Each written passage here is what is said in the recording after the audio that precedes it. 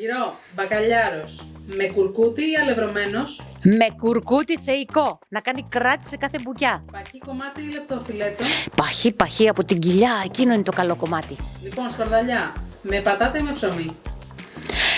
Σκορδαλιά να είναι και ό,τι να είναι, και με πατάτα και με ψωμί και με καρύδια και με αμύγδαλα. Τρελαίνομαι για σκορδαλιά. Λάδι για το τηγάνισμα, ελαιόλαδο ή σπορέλαιο.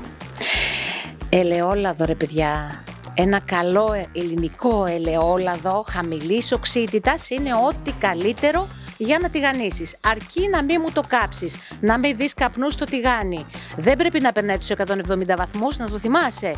Όταν θα βάλεις να τηγανίσεις, θέλω η φωτιά σου να είναι μέτρια προς δυνατή. Μόλις βάλεις το υλικό μέσα, θέλω ένα τάκ χαμήλωμα. Έχει πάρει θερμοκρασία. Δεν θέλω να καεί απ' έξω και να μου μαυρίσει. Θέλω να είναι τραγανό και χρυσαφένιο μαζί. Αργυρό κουρκούτι με μπύρα ή με σόδα. Κοίτα να δεις, εμένα μου αρέσει το κουρκούτι με μπύρα, σε μερικούς πικρίζει λίγο. Εσάς που σας πικρίζει, βάλτε τη σόδα, είναι ουδέτερη. Σκορδαλιά παραδοσιακή ή με μοντέρνο twist.